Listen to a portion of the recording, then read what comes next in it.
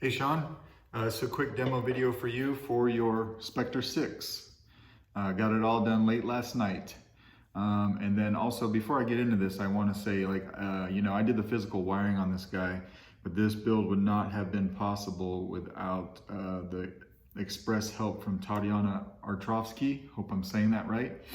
And then I also talked to Marcus, but Tatiana was the one who spent hours troubleshooting this guy with me, going over the config file, correcting my wiring, just helping me with the blue LEDs, helping me with the tangible font selection, getting the blade to turn off when I swapped over to Blaster.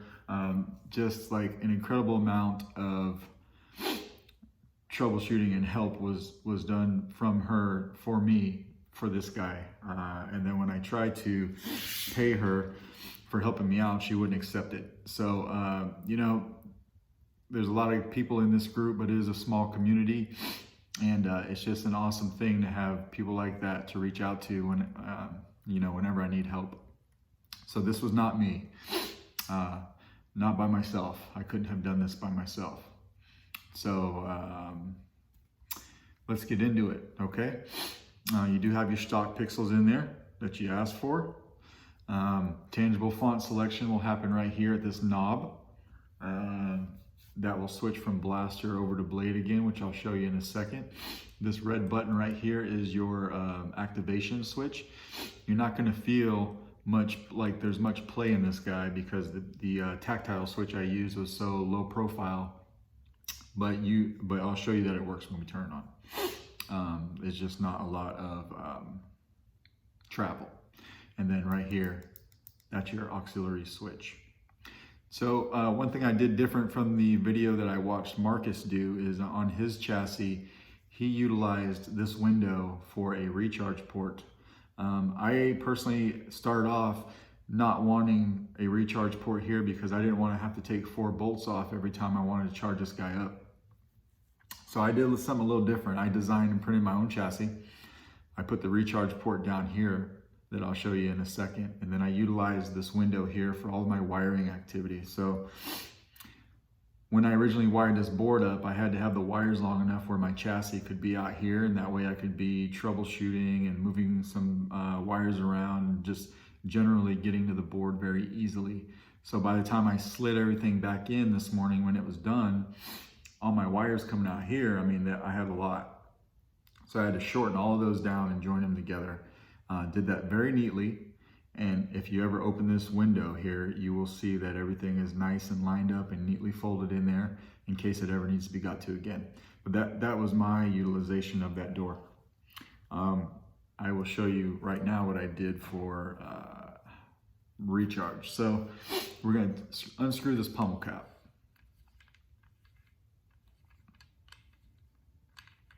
Just like that. Now you're going to see your speaker right there.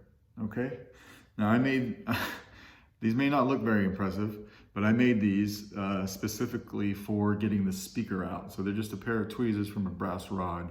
You don't use both sides. You can use one side or the other. Then if you look carefully on that speaker there, you'll see over on this side and another piece over on this side, there's actually a hole inside the speaker housing where you can reach in there on one side and pull right out. So if I put one side in there and I kind of pull it out, I'll do it on the next to the table so I don't drop it.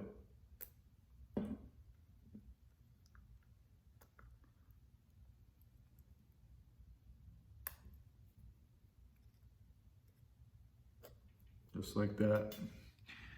And then it pops out, and here's your speaker. So you got a 24mm base speaker, Sabre Essentials, and it's connected on. It connects with the micro DIN connector right here, and then that hole right there is to accommodate your kill key, which I have right there. And then you'll see on the bottom side right here is a little hole. That's for your locating peg, which is right here on your speaker housing. Okay, so that it helps you line up everything properly. So now again, when looking in there, you can see if we hold it like this and I catch the light right, you got access to your card, micro USB, and then you've got your kill key right there as well. So that kill key is normally something I print with a round head, but I lopped 2 sides off of it just so that it could be grabbed easy. So I've been using these. I don't grab them hard. I just reach in there, grab 2 sides and pull it out.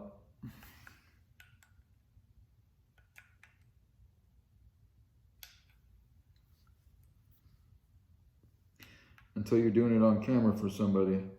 There we go. Pull it right out. So of course you're not going to hear anything. You're not going to hear the boot up because we don't have the speaker in.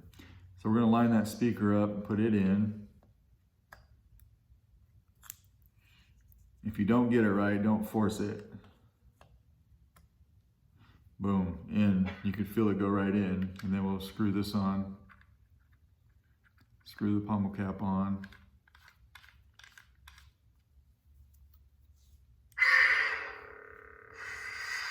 Now, like I said, there's no travel there's hardly any travel in your trigger because everything's so tight in there. But all you gotta do is press it and your blade is on.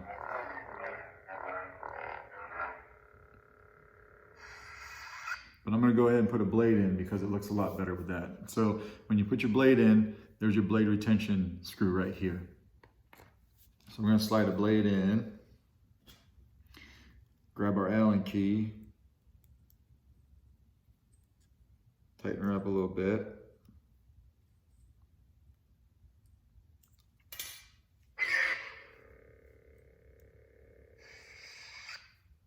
Activation. Blue saber. Tap for blaster deflex. Hold it down for blade lockup.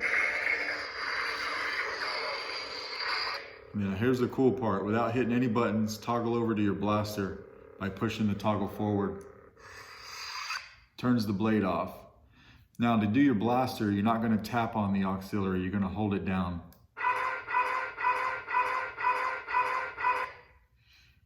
And that's how we get the blaster.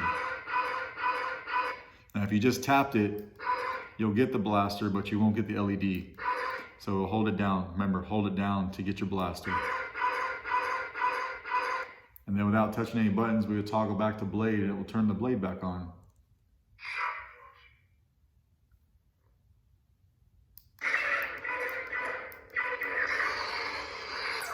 Hold it to turn it off. And one more time, we'll turn it back on.